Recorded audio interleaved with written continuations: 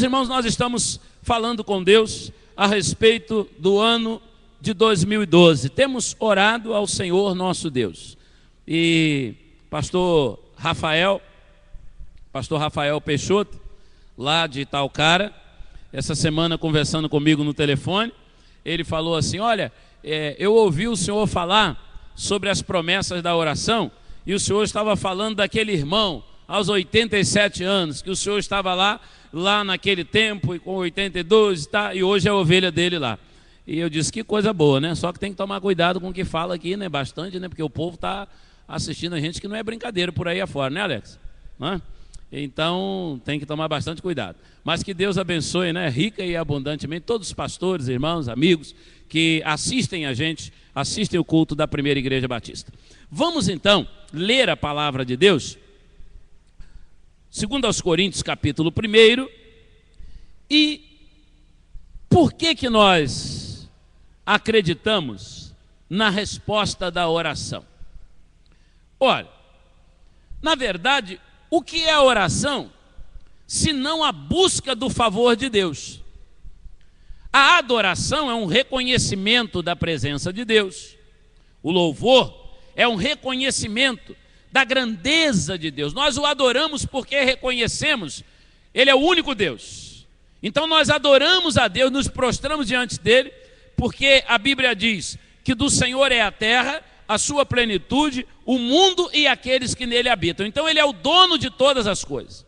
Ele a criou, Ele a formou sobre os mares e firmou sobre os rios. O salmista quem diz isso no Salmo 24. Então nós entendemos e adoramos a Deus. Nós louvamos a Deus, exaltamos o nome do Senhor pelas muitas maravilhas que Ele tem feito. Grandes coisas o Senhor fez por nós e por isso estamos alegres. O salmista lá no Salmo de número 126. Bom, essas lições que nós temos da Bíblia, extraído da palavra de Deus, nos conduzem então à adoração, ao louvor, à exaltação do nome de Deus. E por que a oração? Por que a oração? A oração é a busca do favor de Deus. A oração é a intimidade do coração do homem com o coração de Deus. E não sei se os irmãos têm essa observação, que como é bom quando você tem um pai de verdade, não é? Porque tem que ser pai de verdade. Quando você tem um pai de verdade, como é bom ficar perto do pai, não é? Como é bom, às vezes o pai vai ficando velhinho, a doença vai vindo, mas é por isso que eu tenho dito, eu falei aqui quando faleceu a nossa irmã Jacinta, aos 81 anos de idade, eu dizia aqui, pode ter 81, pode ter 91, pode ter 101, mas é da gente, a gente ama, é uma coisa que é só no coração da gente, não é? Para que vale um ser humano doente, um ser humano que está ali, pode não servir para nada para o outro, mas é da gente, a gente ama, não é? Aí às vezes a pessoa fica assim, não, isso é coisa da vida mesmo, morreu porque tinha que morrer, morreu porque descansou, morreu porque você não quer saber de nada disso, você não quer saber de nada disso, você quer, é o seu afeto, é o seu coração que está ali. Então é muito bom estar perto do Pai. E quando nós oramos, o nosso coração, ele bate perto do coração de Deus. O nosso coração, ele se transcende essa matéria nossa e ele fica perto do coração de Deus. A oração é a nossa forma de intimidade com Deus. Então, é através da oração que nós recebemos sobre nossas vidas as promessas de Deus. A oração, entendam bem, a oração é a porta de entrada das promessas de Deus no nosso coração. Ele entra na minha alma quando eu estou orando. Ele entra no meu coração quando eu estou orando. Ele entra no meu entendimento quando eu estou orando. Através da oração entra essa intimidade com Deus. Eu posso estar do lado da pessoa sem que a pessoa esteja dentro de mim. Mas quando eu passo a ter intimidade com essa pessoa começa a ocupar um lugar dentro de mim. Quando eu ando na rua, eu vejo um monte de gente Quando eu entro no ônibus, tem um monte de gente. Se eu entro no trem, tem um monte de gente.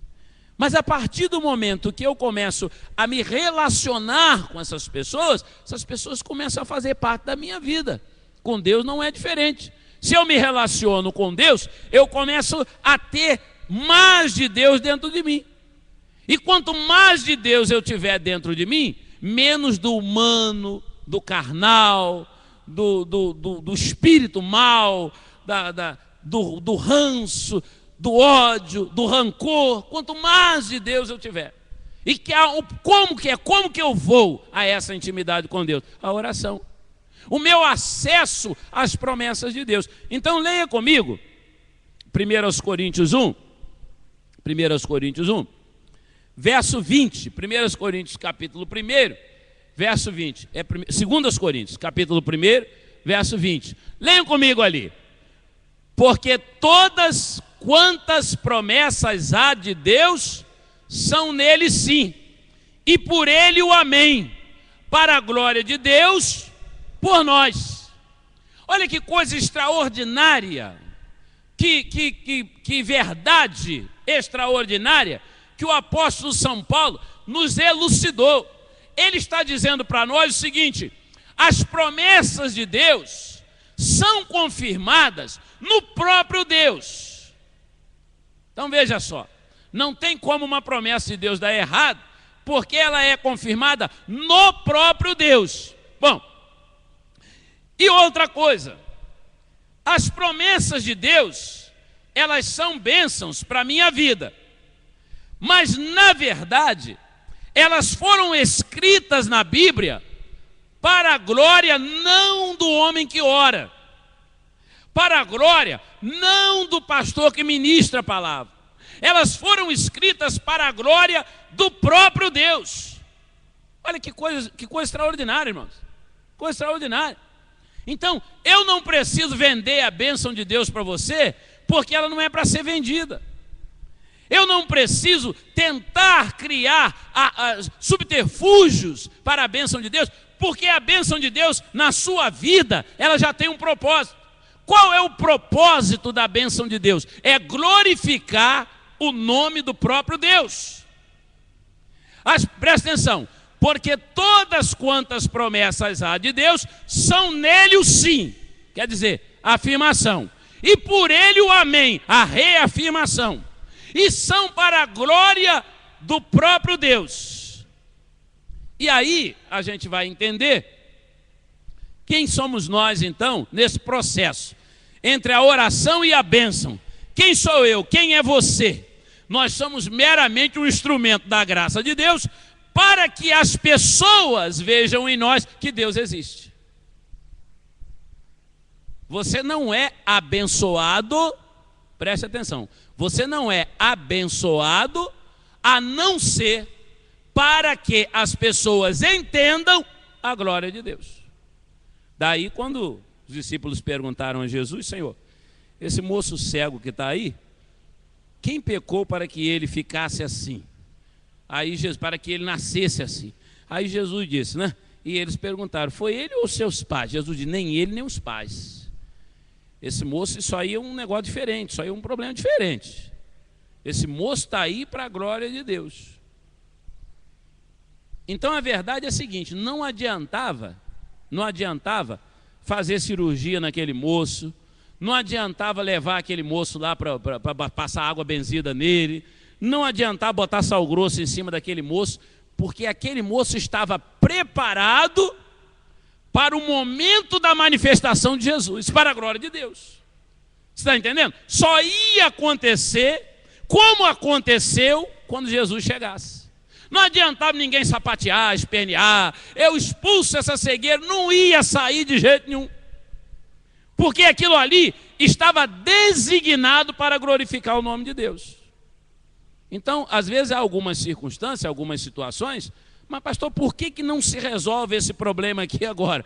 Meu irmão, não resolve porque ele é da soberania de Deus. E nós não temos como invadir a soberania de Deus. Agora, nos resta entender e acreditar. Aliás, por falar naquele moço, né? O irmão Carlos fez lá a cirurgia, o irmão Carlos ficou cego das duas vistas, né? Os irmãos sabem, nesses últimos 15 dias, decorrendo da diabetes, ele fez cirurgia antes de ontem pela manhã, e aí eu conversei com ele ontem. Irmão Carlos, como é que o irmão está? Ele disse, pastor, eu estou já vendo de uma vista, estou vendo meio turvo, mas já estou vendo de uma vista, que foi a vista que fez a cirurgia, né? Ele disse, eu estou vendo, e estava voltando lá para o médico, para o japonês lá, que está cuidando dele, né? E já disse o filho dele que ele quer comer coxinha com Coca-Cola, só dando uma coça no Carlos, né? A gente ora por ele e dá uns cascudos nele, porque como é que pode um homem com diabetes, né? Está querendo criar problema de novo. Mas aí, vamos continuar orando por ele e pela irmã Elza. Eles estão no Rio, a irmã Nirinha está lá. Nirinha está aqui, ó. Ué, Nirinha, você não está no Rio, minha filha? Eu não telefonei, falei lá na sua casa ontem? Ô Jesus amado. Então a notícia que eu estou dando aqui está correta, né? Isso. E, inclusive a chinelada que o Carlos merece também, está tudo correto, né? Isso mesmo, Nirinha. Nirinha é a bênção de Deus. O pastor fala, ela confirma, depois corre nós dois juntos. Então, vejam os irmãos. Agora, por que as promessas, por que nós cremos? Por que nós cremos nas promessas? Por que eu não tenho razão para duvidar das promessas? Meu irmão, eu não tenho razão, fundamental está ali, ó. É para a glória de Deus. A promessa de Deus é para a glória de Deus. Está na palavra? Está prometido? Deus prometeu? Bom, aí eu vou lá ler assim. Nunca vi desamparado justo nem a sua descendência mendigar o pão. Então a Bíblia está dizendo que o justo não vai mendigar o pão. Então eu tenho razão para acreditar nisso. Eu tenho razão. Ou eu creio nisso ou eu não creio na Bíblia, na palavra de Deus. Se a palavra de Deus me diz que Deus vai honrar os seus servos, Ele vai honrar os seus servos. Agora, todas as coisas acontecerão no tempo de Deus. O que me resta é buscar. Eu preciso entender o seguinte: é necessário que aquele, diz o escritor de Hebreus, que se aproxima de Deus, creia que Deus existe e que é galardoador dos que o buscam. Então eu me aproximo de Deus, eu creio em Deus. Eu creio em Deus nas suas promessas. Abra sua Bíblia aí comigo em Hebreus. Hebreus capítulo 10. Hebreus capítulo 10. Hebreus capítulo 10. Eu creio na fidelidade de Deus. Às vezes nós achamos tão fácil, né? Acreditar nos homens.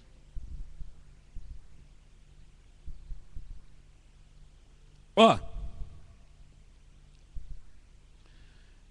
penteado ou descabelado, rasgado ou de terno Pierre Cardin, analfabeto ou doutorado, ser humano é ser humano. A gente tem que ter isso na cabeça. Que às vezes nós criamos uma coisa, não, fulano, que fulano a gente bota a pessoa lá naquele... Ser humano é ser humano. E Deus é Deus. Você abriu a sua Bíblia aí em Hebreus capítulo 10? Vamos ler o verso 23. Vamos ler o verso 23. O servo de Deus, o homem que serve a Deus, a mulher que serve a Deus, ele tem firmeza porque ele conhece a fidelidade do Senhor. Leia comigo o verso 23 de Hebreus 10, vamos juntos. Retenhamos firmes a nossa confissão, ou a confissão da nossa esperança, porque fiel, então vamos repetir essa parte, fiel é o que prometeu. Vamos repetir de novo, fiel é o que prometeu. Então quem é fiel? Deus é fiel. Quem prometeu? Deus prometeu. Deus prometeu. Se Ele prometeu, Ele vai cumprir. Se Ele prometeu, pastor, eu estou me sentindo sozinho, abandonado.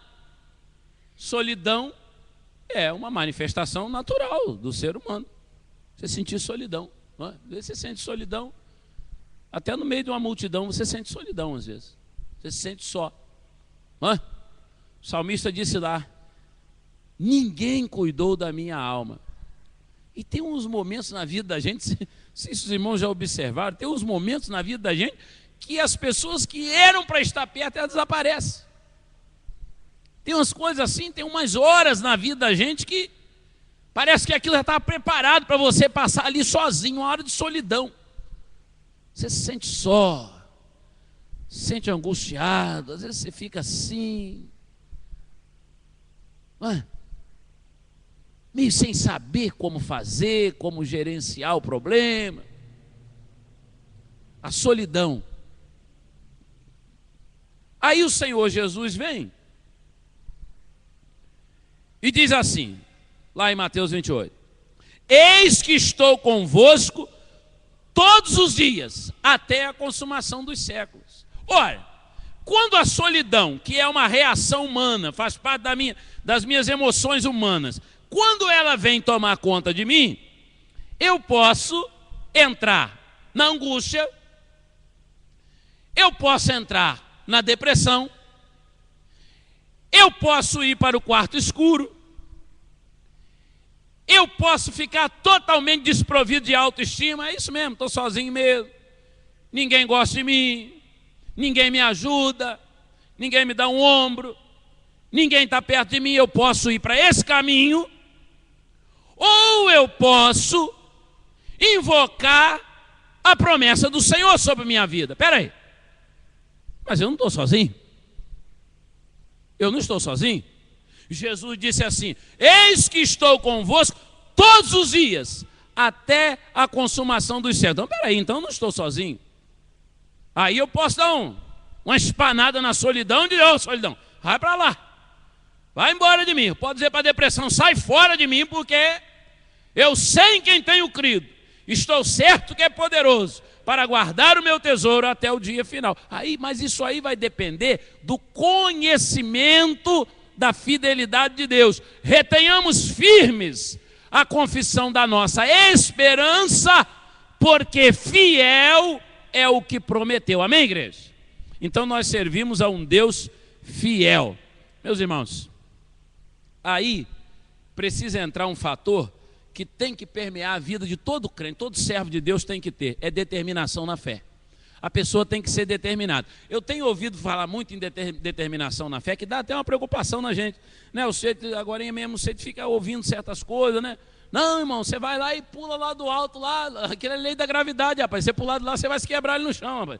Você pula porque você tem fé, rapaz. Você pula, rapaz. Isso aí foi Deus mesmo que fez esse negócio, rapaz. Lei da gravidade. Não é? Ele disse que tinha um sujeito que queria ser senador para revogar a lei da gravidade. Não tem como você desmanchar. Foi Deus que fez. Se cair, você vai esborrachar no chão e vai morrer. Então não tem como a gente querer revogar isso. Agora, o que vem a ser a determinação na fé? A determinação na fé é o seguinte: eu creio e creio porque eu creio. Essa é a determinação. Abre aí no livro de Jó. Abre aí no livro de Jó. Jó capítulo 13. Eu acho assim, extraordinário. Essa é uma das afirmações mais fortes que eu vejo um homem de fé fazer na Bíblia, na palavra de Deus. Jó capítulo 13. Você lê comigo aí, Jó 13, verso 15. Lê comigo aí o verso 15. Jó capítulo 13, verso 15. É uma das determinações mais fortes de um servo de Deus. Olha aqui, a esperança de Jó. Leia comigo. Ainda que ele me mate, nele esperarei. Contudo, os meus caminhos defenderei diante dele. Diante dele. Jó, mas você é um homem, Jó. Você tem fé, você crê. Mas você está leproso, rapaz. Você crê, mas você já perdeu muita coisa na vida. Olha como é que você está. Fazenda queimou, você perdeu tudo. Você crê, mas está falido. Você crê, mas está doente. Olha só, o diferencial é esse. As finanças de Jó estavam falidas. O corpo dele estava doente, mas a alma dele continuava convicta. Jó, e se Deus tirar mais alguma coisa de você? Aí ele disse assim: ainda que ele me mate, nele eu esperarei. Eu esperarei no Senhor. A minha confiança está no Senhor. É uma convicção muito grande, né, irmãos? É uma convicção muito grande. Não é? Convicção muito grande. Eu já vi nessa vida ministerial, pessoas, diante de circunstâncias da vida e de problemas, abrir fora da fé. Eu já vi. E os irmãos que vivem a vida na fé também já viram isso. Irmão, o que está havendo? Não é? Ah, pastor, eu estou desanimado. Estou desanimado, sabe? Desanimado, tendo muito problema na igreja. Estou desanimado, pastor. Muito problema lá em casa. Não é muito problema. Estou desanimado. Me recordo uma senhora, uma ocasião, nós fazíamos culto na casa daquela senhora, culto evangelístico. Sempre domingo à tarde, um grupo de jovens ia lá, pregava o evangelho. Naquela época a gente pregava o evangelho para vizinho, para rua. O povo não ficava assistindo os negócios de Faustão, nem botava os campeonatos domingo à tarde para atrapalhar os crentes, né? Aí você podia ir pregar, as pessoas vizinhas ouvir. Aí nós fomos lá, pregava, na casa daquela mulher pregava, os jovens iam lá. Um dia nós chegamos lá, ela chamou a gente para conversar. Eu era seminarista nessa época. Chamou a gente para ter uma conversa. Fomos lá na cozinha, uns 4 irmãos, ali, jovens. Ela falou, olha, eu vou pedir desculpa a vocês, mas não vai ter culto aqui em casa mais não. Mas minha senhora, por que não vai ter mais o culto? Os vizinhos estão gostando, estão vindo aqui, estão ouvindo a palavra de Deus. Ela disse, não, sabe por quê? Tem muita coisa dando errado aqui em casa, e eu com meu marido, nós não estamos dando certo, e alguém já falou que é esse negócio de fazer culto. Então nós vamos parar, eu vou dar um tempo para o meu marido, porque ele não está... Mas não sei o que ela precisava, se ela precisava tomar conta do homem mais um pouco, um negócio assim, sei lá. Umas coisas que não interessam para a gente. Mas aí parou o culto. E parou, e ela mudou-se daquele lugar para aqui, para Campos. E sumiu aquela irmã. Nunca mais foi à igreja, nunca mais foi morar ali para um bairro ali. Ele foi tocar um comércio. Um dia eu encontrei com uma pessoa, falei, olha, e dona fulana, como que vai, como que está? Ih, olha, coitado. Saiu de lá, daquela casa que ela morava, foi morar num outro lugar, o marido foi tocar um comércio, arranjou um problema lá, deram 11 tiros nele. Mataram ele. Falei, Jesus. A mulher saiu do projeto, do propósito de Deus, porque ela estava achando que estava com problema, mas não estava com problema. O problema estava por vir. O que ela estava achando que era turbulência, na verdade, eram os anjos do Senhor segurando aquilo para não explodir. Aí ela cortou a corda, ela cortou a ligação com a misericórdia de Deus, aí o diabo entrou e disse, é isso que eu queria. Mas por que isso aconteceu? O desânimo. Ele semeou o desânimo no coração dela, ela desanimou com as coisas de Deus, abandonou as coisas do Senhor e ficou ao léu. Ele disse, é assim que eu queria. Agora é que eu faço a desgraça mesmo. Porque a Bíblia diz que a mulher crente santifica o marido incrédulo. E muitas das vezes, aquele marido lá estava seguro nas orações daquela mulher. Muitas das vezes. Tem muita gente aí que já era para estar debaixo do barro. Já era para estar debaixo do barro. Era para estar no céu da boca da minhoca há muito tempo. E está aí vivo por causa de ter alguém em casa. É verdade.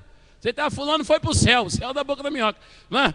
Tem gente que já era para estar debaixo do barro, está aí vivo, porque tem uma avó que ora, tem uma mãe que ora, tem uma esposa que ora, tem um amigo que carrega essa mala nas costas, na intercessão, fala, eu vou orar por ele. Você está enjoado, difícil de lidar, mas você pega ele na oração, fala, eu vou orar por ele, eu vou orar por ele. Ué, quando Deus falou para Abraão assim, vou varrer Sodoma e Gomorra, não vai sobrar nada. Abraão falou com ele, Senhor, não dá para a gente tirar umas 50 pessoas lá, não. Deus falou, não tem não, Abraão. Lá não tem, mas Senhor, 2 cidades, não tem não. E Abraão foi fazendo conta com Deus, fazendo conta com Deus. Abraão sabia, ele pediu 50 vagas, né?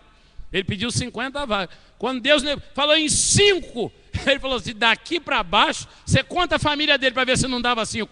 Quando ele falou, daqui para baixo o bicho vai pegar. Se ele não me der 5 vagas, eu não consigo tirar nem minha família de lá. E 5, aí Deus falou para ele, tá bom, Abraão. Tiver 5, você tira de lá. Aí ele tirou a turma dele, né? A mulher de Ló ainda olha para trás, ficou agarrada lá também, né? Porque olhou para trás, quem olha para trás fica agarrado, vira estado de sal. Ficou agarrada lá e Deus tirou o que prometeu para ele, porque Deus é fiel, e varreu fogo no resto. E tem muita gente que não morreu ainda por causa da oração. Essa é a verdade. porque tem um resignado, porque tem alguém que é de perseverança orando por ele. Então, meus irmãos, as promessas de Deus estão firmadas na própria fidelidade de Deus. Coloque isso no seu coração. As promessas de Deus estão firmadas na determinação de quem está esperando. Vamos encerrar? As promessas de Deus é um alento para o coração do fiel. Abra a Bíblia aí no Salmo de número 27. Salmo de número 27. As promessas de Deus são um alento para o coração do fiel. Meus irmãos, quanto problema, quanta dor, quanto sofrimento a gente tem aqui nesse mundo, não é? Fala sério, que coisa tremenda. Eu estava ouvindo uma professora, ela não é cristã não, aí ela dando lá defendendo umas teses de psicanálise, e eu estava ouvindo, teve um momento que ela falou assim: gente, viver é uma aflição. Viver é uma aflição. Na mesma hora eu lembrei da palavra de Deus que diz assim: muitas são as aflições do justo, mas o Senhor o livra de todas elas. Eu falei, a mulher está certa. Viver é uma aflição. Mas a outra grande verdade é que o Senhor nos livra das aflições. É isso que é extraordinário. Quando a gente aceita Jesus, a gente não sai dos problemas, não. Você não sai da sua família, você não sai da sua casa. Não é? A pessoa aceitasse Jesus, aceitei Jesus, vou mandar matar minha sogra, vou mandar matar meu cunhado que põe dinheiro emprestado, não paga, e vou mandar... Ia ser um problema muito sério, não é? Ia ser um problema muito sério, não é? Então, vou mandar dar uma coça no meu genro, um jeito que não trabalhou, não trabalha, não gosta de trabalhar, né? Só porque casou com minha filha, quer mandar, não quer meu, tá? Esse é um problema muito sério. Quando você aceita Jesus, você vai ficar lá, rapaz, no meio das aflições. A diferença agora é como você vai andar no meio dessas aflições. O próprio Jesus disse assim: no mundo tereis o quê? Aflições. Então a tese da professora está certa. Viver é uma aflição. É uma aflição.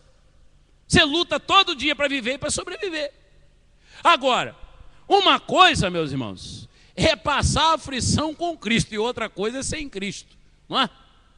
Eu disse para os irmãos, na noite que eu olhei para o rosto de Luiz Inácio, eu olhei, e aí eu lembrei de tudo que nós vivemos. Eu e a Silvia vivemos do momento da enfermidade, do diagnóstico da Silvia.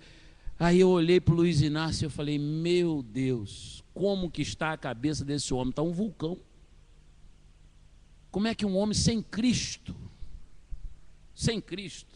o sujeito fica 8 anos comandando aí o maior território da América do Sul, esse país de dimensão continental. Tornou-se um líder conhecido e reconhecido internacionalmente, fazendo palestras, falando na ONU, né? É um grande privilégio, jeito que ele mesmo diz que ele não sabe falar português, e falando na ONU para o mundo inteiro, né? Então, grande privilégio que aquele homem teve, poder.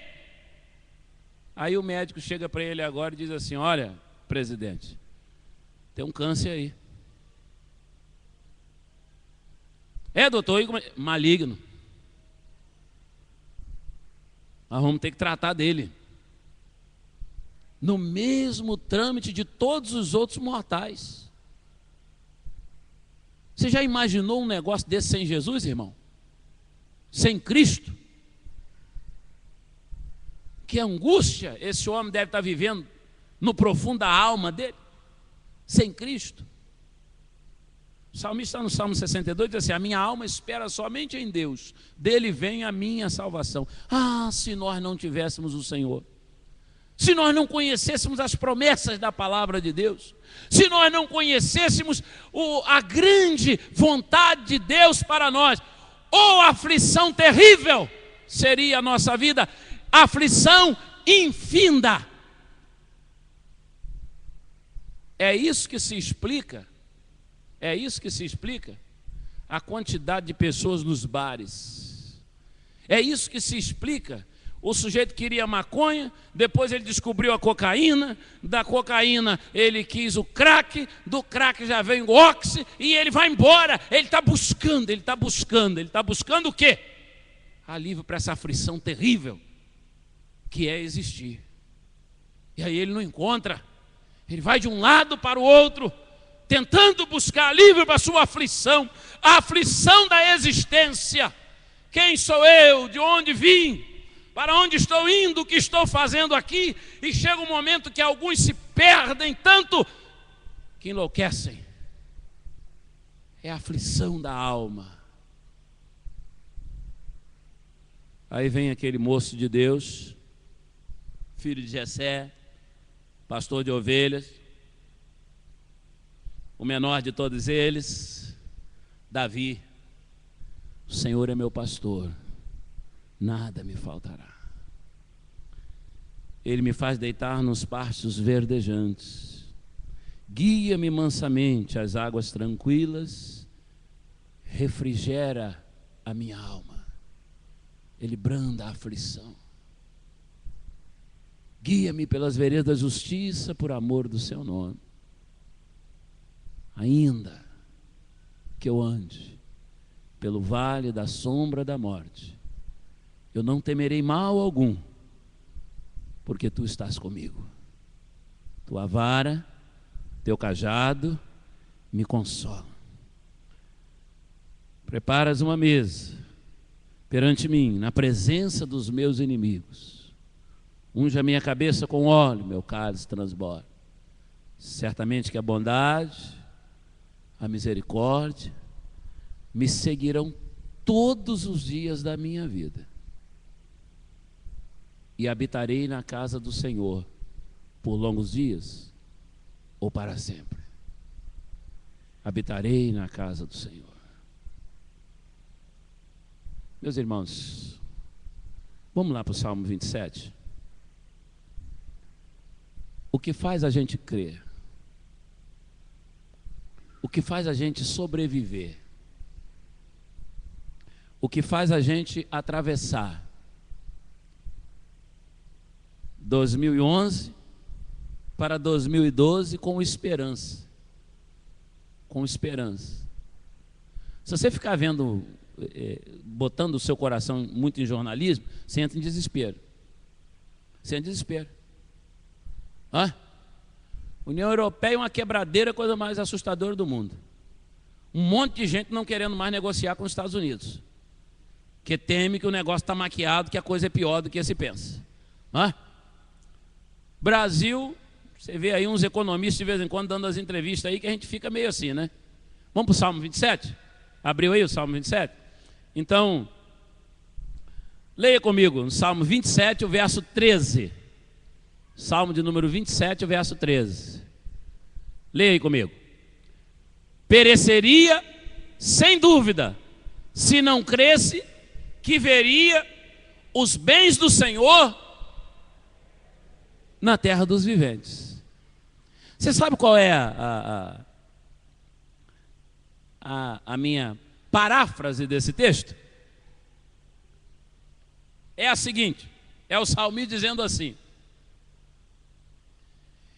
eu vou viver as bênçãos de Deus na minha vida antes de eu morrer. É isso que eu vejo esse moço falando aí. Ele diz: eu creio que verei os bens do Senhor aqui na terra dos viventes. Eu sei de todas as promessas que Deus tem para mim.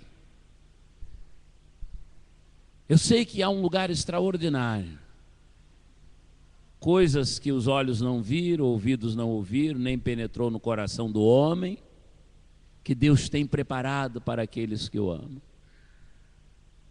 As mansões celestiais. A gente está ouvindo tão pouco falar no céu. Você reparou isso? O povo não prega mais sobre o céu, não. Prega mais não. Se fala mais não. Mansão celestial. Ó, você vai ter uma recompensa no céu. Mas o camarada não está querendo também não. Ele não quer não, ele quer aqui agora. Ele quer aqui agora. Ó, quando você morrer, você vai para o céu. Ah, aí eu já morri, não quero nem saber. É assim a filosofia humana hoje. Mas nós sabemos que há algo extraordinário preparado para a igreja de Cristo. Mas no meio de toda a convicção de que Deus está no seu trono, que Ele é o Senhor, é o dono de todas as coisas, que há uma terra prometida, um paraíso prometido, no meio de tudo isso, o salmista vai ali e diz assim: eu já teria morrido, sem dúvida, se eu não cresce que aqui, nesse mundo dos viventes, eu ainda vou viver as promessas de Deus sobre a minha vida. Amém, igreja? Amém? Nós cremos nisto. Olha, irmãos, o que prometeu é fiel, como disse lá em Hebreus.